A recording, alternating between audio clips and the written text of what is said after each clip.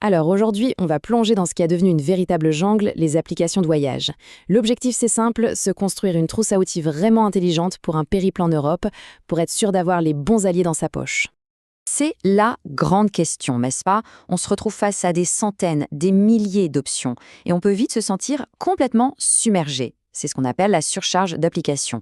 Et le vrai danger, au fond, c'est de finir par passer plus de temps le nez sur son téléphone qu'à regarder le paysage. La clé, en fait, c'est de changer complètement d'approche. Le but, ce n'est pas d'accumuler, mais de choisir, de sélectionner avec soin. On va donc adopter une règle toute simple. Un de chaque. Un seul outil bien spécialisé pour chaque besoin. C'est la promesse d'un maximum d'efficacité et surtout d'un minimum de stress. Voilà notre feuille de route. On va suivre les 4 grandes phases d'un voyage, depuis la préparation à la maison jusqu'à la gestion sur le terrain, pour voir comment les bons outils peuvent absolument tout changer. Bon, allez, on rentre dans le vif du sujet avec la toute première phase, la planification. C'est tout ce qui se passe avant même d'avoir mis un pied dehors. C'est vraiment là qu'on pose les fondations d'un voyage réussi. Pour les vols, il y a une nuance très importante à connaître. Un outil comme Skynar va trouver le meilleur prix disponible, maintenant, à l'instant T. Mais Opera, lui, c'est différent. Il essaye de prédire le futur. Il analyse les tendances des prix pour dire « attention, il vaut mieux acheter maintenant » ou au contraire « attendez un peu, les prix devraient baisser ». C'est un peu le dilemme du voyageur résolu par la technologie. Pour le reste, chaque outil a sa spécialité. Par exemple, comment savoir s'il est plus malin de prendre le train ou le bus entre deux villes? Eh bien, Rome Tourio compare absolument tout. Si on en a marre de jongler entre 10 sites différents de compagnies de train, Trainline centralise tout pour l'Europe. Pour le logement, on connaît bien la flexibilité de Booking et Airbnb, et si on a envie d'une option plus durable, Greengo est spécialisé là-dedans. Mais la vraie magie, je trouve, c'est l'automatisation. Plutôt que de s'arracher les cheveux avec des dizaines d'emails de confirmation, un outil comme Tripit fait tout le boulot. Il suffit de lui transférer les emails et hop, il construit tout seul un itinéraire unique, chronologique et en plus accessible et hors ligne. C'est la fin de la panique à chercher ses infos de réservation juste avant de monter dans le train. On passe à la phase 2, on est sur place. Se déplacer en Europe, ça peut être un vrai défi.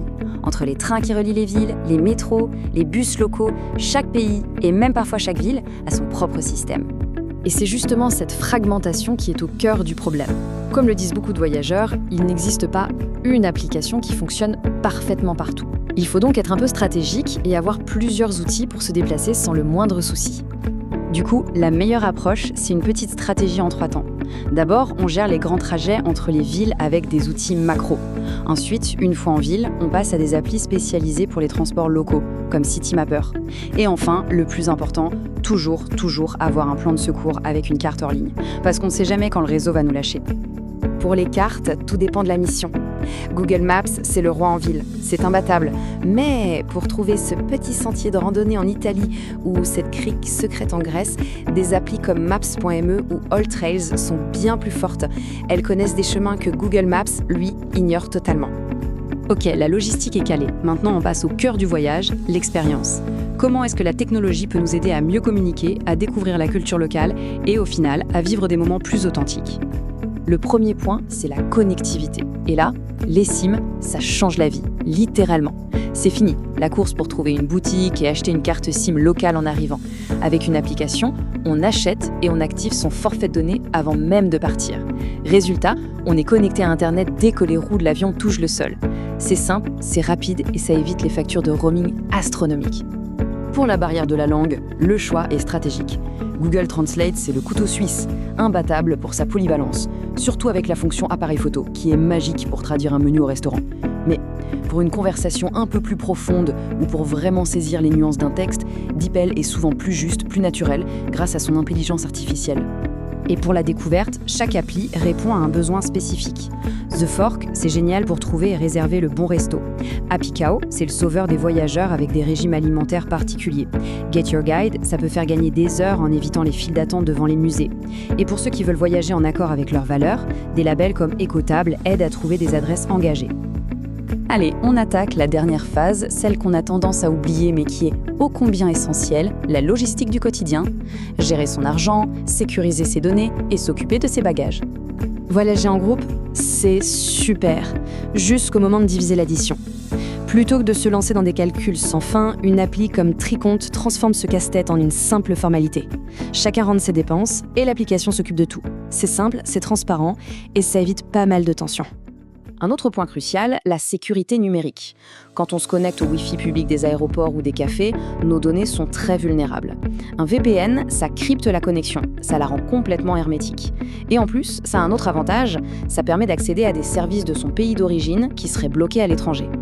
Et puis, il y a ce grand classique du voyage. Le dernier jour, on doit rendre son logement à 11h, mais le train ou l'avion n'est qu'à 19h.